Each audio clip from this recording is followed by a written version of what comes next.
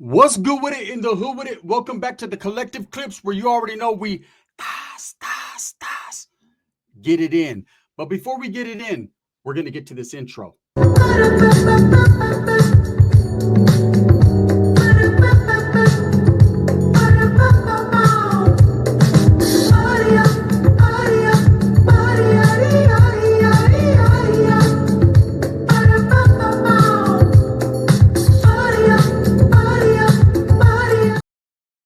Welcome back to the channel. And if you haven't already hit that like and subscribe button, make sure you go ahead and do that. Put your notification bell on all so that way you're directed in the direction of the dope content that I stay kicking.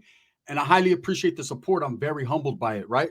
So let's talk about Jakey's brother, Hector Haros, who passed away in 2021 in the home that Rebecca and Jake Haros now reside. Well, they don't reside in that home anymore.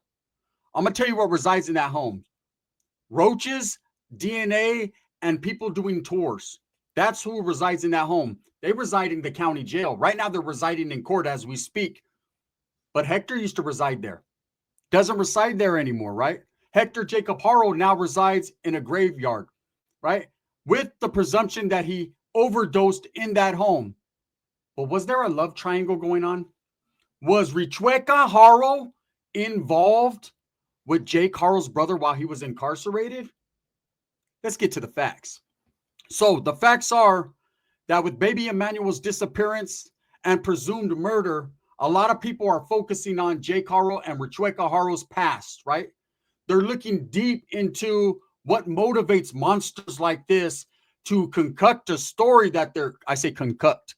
When I say concoct, Adam 16 got all happy. Concoct a story, right? When I say cock, he got happy too. Concoct a story that their baby is missing. There's a lot of DNA and a lot of blood on that carpet in that living room.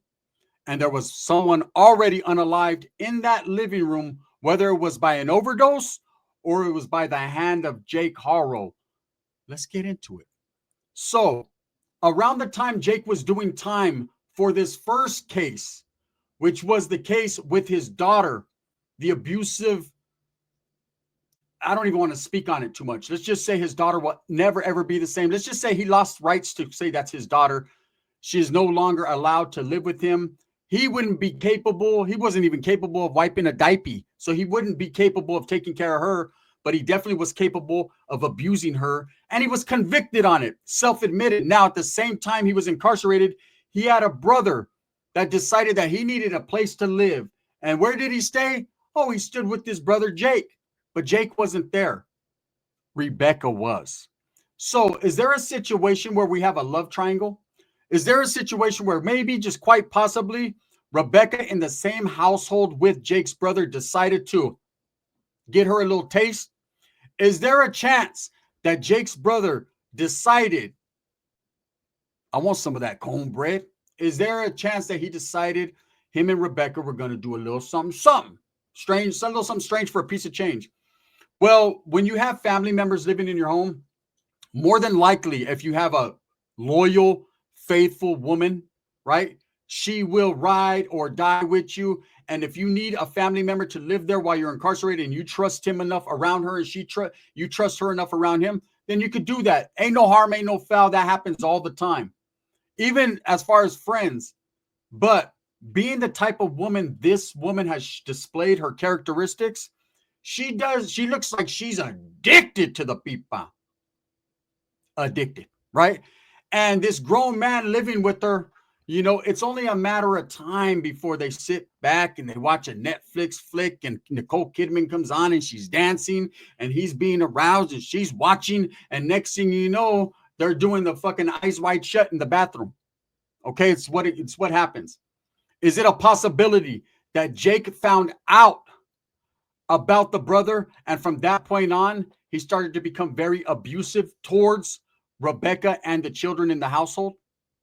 Okay, have they questioned? And unfortunately, man, they have a daughter that lives in that house, or they did have a daughter that lived in that house. It was actually Rebecca, or his daughter, and then Rebecca has a 16-year-old kid. I want to know where her 16-year-old child is and how they felt about Jake. What was their interaction with Jake? Maybe they should question this 16-year-old child that Rebecca brought to the fucking house, right? And we want to know how Jake was. But did his demeanor change upon release? A woman that held him down, a woman that stood with them, a woman that denied her own family because it's coming out that her family hadn't been in contact with her or didn't mess with her for very long because of Jake. Now, I've seen situations like that happen. I actually got a baby mama where her family don't fuck with her at all because of the type of men she chooses. Me being one of them. They didn't like me because I didn't take no shit, right? They knew tread lightly around me, right? In fact, don't even fucking be around me. How about that, right? So I can understand where people and women and men distancing themselves from their families for the person that they fell for. But in Rebecca's case, right, was she so caught up with this man and in love with this man that she was willing to do anything for him besides sleep with a grown man that's in her home while her husband is locked up? Women get lonely. Men get lonely, right? I'm not saying that it was a love triangle, but could it have been? There's a lot of people speculating that Jake's brother was foul play. Now, again, it's just speculation and theory, right? It's never concrete in facts, but someone from the streets, someone that knows what time it is, someone that knows these type of women, right? And when I say these type of women, she's that type, a woman that gets abused by a man and sticks with them. They have flaws. They have kinks. They have a different way of thinking, right? They're the type of women that will leave their kids at home and go out to the club all night. Benadryl time, right? They're the type of women that will believe anything a man says, even though they know that's lipstick on his t-shirt. It doesn't matter, because what he doesn't know was that she gave his brother a mamon in the bathroom while they were watching La Reina del Sur, right? I know what's going on Netflix. Look, whether the brother and her had an inappropriate relationship, and Jake Haros found out, was this the reason he was being so abusive to this woman? Is this the reason why she was taking it, because she felt it was deserving because of what she did on her part? And is this the reason why Yaki Haros' brother died in that same home that we believe Emmanuel Haros did? Okay, I believe so. I don't know if they had a sexual interaction, but there is a lot of people leaning towards the fact that his death was mysterious. In fact, here's some knowledge you can't get in college. Here's something not a lot of people know. When Jake Haros' brother passed away in that house under unusual circumstances, being a hot shot, that's what he died from, an overdose, a hot shot, right? Which is utilized a lot of times to kill someone off. You fix them a hot shot, boom, toma, you take that, they're gone, right? And now it's just someone that just overdosed, right? It looks very reasonable, especially from a drug addict. But is what people don't know, unless you do your research, is that Jake Haros and Rebecca were questioned extensively when he passed away in that home. Okay, now the reason Jake Haros was questioned was because he got out of prison and moved back into his home with his brother and Rebecca. Was there something he noticed? Did Rebecca come clean and say, hey, I didn't mean to do it, but he just put it in there and I was like, wrong hole. Dude, we don't know. But what we do know is his brother did pass away in that house, and they were questioned extensively. We're talking about two people who are going to probably stand trial for the murder of their child. And you mean to tell me that individual, that monster Jake Haros, who harms children so easily, right, was not concerned or even questioning to his wife why his brother kept looking at her from behind? Isn't it unusual that this house of horrors has so much tragedy in it? They just left a funeral last week, 2 weeks ago. Okay, people seem to be dying all around these guys. Hey, what do they say? Bad energy brings bad energy, right? Their energy is off. Their energy has been off since the first time we seen them talking to reporters. She was changing his diaper. Is that what she told you?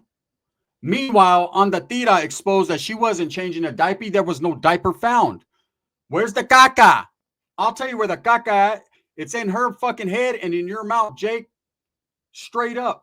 Now, was there a love triangle going on? A lot of people have a lot of theories. And one of the theories that was out there, and I'm going to dispel that theory right off the top, was that this was Emmanuel was actually Jake's brother's son. The timeline don't fit. Jake's brother died in 2021. The baby is 7, 8, 9 months old. Only Rebecca knows. Oh, wait up. No, she doesn't, right? Neither does Jake. They forgot when he was born. But there is no way for that would be a crazy story, a crazy twist. He was upset because his brother got his wife pregnant while he was incarcerated. So he unalived his brother, made it look like an overdose, a hot shot. And then he doubles back, beats the hell out of her, kills his child because he's upset and disgruntled. It would make for a good show, right? I'd watch it. I'd turn away when he did something to the kid, but I'd watch it, especially during the sex scenes when the brother was giving it to Rebecca from the backside, right? But what I know now, homie, right, is that there's no way for that timeline to be true. It's off. He was dead way prior to this baby even being born. Okay. But there's a lot of people speculating a love triangle. Was he unalived by his own brother? Did Jake have it in him to do this to his brother? Well, the only reasoning behind it would be, usually things like this, unaliving is most likely, there's two reasons for a lot of murder, right? Most is over money. A lot is over, it just spontaneous. What is it? It's just spontaneous. It just happens. A crime of passion, right? Maybe he was very passionate about Rebecca. She's definitely passionate about him because she continues to stick to her story.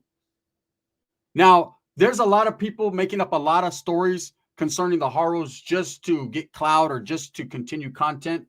I'm not going to be one of them. Whether she was sleeping with his brother and that's why his brother is no longer with us, I'm sure the detectives would have found that out. I'm sure they asked her the questions. I'm sure they smelled her breath, right? And it didn't smell like Jacob Haro.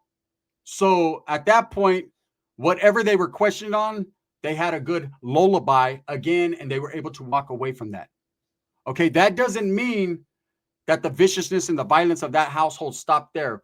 Why would you have your children, your kids, around an uncle who's using drugs? Why would you be using scams and fraud, welfare fraud, and whatever other fraud you were doing, EDD fraud and all this, right? And have your children around that? These children were witnessing bad parenting all the way around. And I believe it got to the point where this guy, Jake, only cared about himself and his nerdish ass ways and got upset with Rebecca. And after so many times of beating her, and I love him because she felt she had no one else to run to. Her family abandoned her. All of a sudden, her mysterious ass grandmother, or is it Jake's grandmother? This woman that looks nothing like Jake or looks nothing like her pops up out of the bushes talking about she never seen the baby. Rebecca always had the baby in the cars because the baby wasn't vaccinated. Wait up. I'm a single father. I have 4 daughters. My babies all got their vaccinations and their shots, right? Let me tell you something. As a parent, that's what you do. You are obligated to do that before they can go to school so that they don't get sick. You go get them their shots. That was just an excuse to not show the baby to the family. And do you want to know why? I figured it out. Hey, on that theta, I finally figured something out before you, bro. But you probably already know this. You want to know what I figured out? The fact was that this dude was shaking that baby and beating her so bad that she could throw glasses on, but the baby couldn't. And she did not want to show her family that baby because they might have said, ooh, right? And then moved on. The aunt definitely wouldn't have said shit because according to her, her brother would never do that to a child, minus the niece, right? The mother is always covering, even to this day, right now, she is covering for Jake. He is a good man. He is a good father. I beg to differ. He is an abusive person to you and to the child. And unusually, his brother, who he was supposed to be looking out for and providing a home for, he allowed his brother to overdose in his house or overdosed him for whatever reason. Maybe because she was doing a little bit of the licky, right? Was there a love triangle going on? I seen one channel, he was like, I could show you where you can't show me shit. Unless you can show me the pipa going inside that shit and I don't want to see it, right? That's when I'll know. But it is really unusual that 2 bodies, not one was found, one's not. 2 people died in that home. Definitely a house of horrors for children, man. I'm so happy that they removed the 2-year-old child away from the parents. I'm very suspicious on the grandmother's story. She is now refusing to talk to on the theta and talk to other reporters and people that are on the scene. Maybe she was told once they were locked up by the lawyer, stop talking, put your donkey teeth back in your mouth and stop speaking. because what you're doing is you're fucking up the credibility of their clients. You're making it worse. She never let us see the baby. Well, of course she didn't, stupid, because the baby had more black eyes than she did, unfortunately, right? Look, this whole story has a lot of twists. I keep it real. I keep it actual and factual. I don't know if they had a love triangle going on. I don't know if the brother was unalived at the hand of Jake Harrell and even Rebecca, because they found out, her husband found out that she was doing the hanky panky, the hokey pokey. She had 1 foot in and 1 foot out. Wait, he had 1 foot in and 1 foot out. He put it in her ass and he shook it all about. And that's what it was all about. We don't know. But what we do know is that we have 2 people with a baby missing and blood all over their carpet and the fucking ghost of uncle's past cruising around there, and 2-year-olds crying and 16-year-olds missing and grandmothers popping up out of the bushes and Ana Tira right there passing out in the front, but bringing you the breaking news. This is what we know. This is what we see. Now, these 2 monsters are in court. A lot of people believe they're going to be released. I don't. Having been through the system, these people will be charged with murder, and they deserve to be. This man, Jake, should never see the streets again. He shouldn't even see the inside of a cell again. The last thing he should see is a pointed object. I digress. As far as her, she's going to be settled with Pearl Fernandez, Gabriel Fernandez's mom, and they're going to be sitting there pacing together, talking about how much they love their children, but didn't do nothing to protect them. 2 women. I'll be doing something. We'll be bringing that back up because we need to keep baby Gabriel's legacy moving, right? It's been a while now. And his stepfather is still sitting there on a SNY yard, a porter. Got jumped a while back, man, but still there, right? And you got Pearl. She's somewhere PC'd up in Valley State Prison for women. The women can't get to her because the last time they threw a can of tomato juice on her and some hot water and cut her up with the lid of some applesauce. This is the type of people that they have to look forward to being around. They asked me, and I'm going to be doing an extensive thing on Jake, where he's going to be housed if he is convicted of this. And it's still early to tell what's going on with the case. We all know he's blaming her. We all know he's pointing in her direction. Let's see if she points back. I'm sure she will. They can't point at the brother. The brother's dead. Now, whether you believe it's a love triangle, you can let me know. But there's no way that I could see a woman of her character and how she clings onto a man and loves a man more than children is in a house with a grown man while her old man's locked up and he ain't fucking macking it, right? Shit, I know chicks that if I get locked up by tomorrow, you know what I mean? And I ain't mad at them. That's why I do what a real man does. Unless I'm married to the woman and we have an extensive amount of children that we love. Sorry, Jake, not like you, right? I would never, ever hold on like Invoke to her. I would tell her, go, fly, be free, right? Until I get out. And if you want to come back, come on back, because I'm a certified torta pounder. And that's what we do. And I believe that Jake's brother was certifyingly torta pounding too. He was pounding Rebecca. I say that allegedly, right? And that maybe, just maybe, Jake got out and he got all hot and bothered and he got pissed. And maybe his brother was in the way. You got to go. You're a dope fiend anyways. And maybe Rebecca got black eye after black eye and she took it because she knew she did something wrong. See, sometimes when they feel that they're guilty of something, they'll take more than they should. This woman participated in the unaliving of her child. And look, you can't tell me that she didn't, because whether she did it hands on or hands off, she still came up with that bogus ass Ola story. She still bought the hacksaw. She still fell on her ass when no one pushed her. She still is the one that called Jake, the baby's missing. She put up with that. She lied about where she received her black eyes. She lied at that funeral, man, where her kid was, when her family members or whoever that was that asked her twice, where's your child? The first time she ignored him because she had to come up with a story quick. The second time, oh, he's just not with me. Well, bitch, where is he? A kid that is not vaccinated. You don't have your child with you. Look, I know mothers, single mothers. I'm a single father. You got to take your kids wherever you go. Funerals, you take them.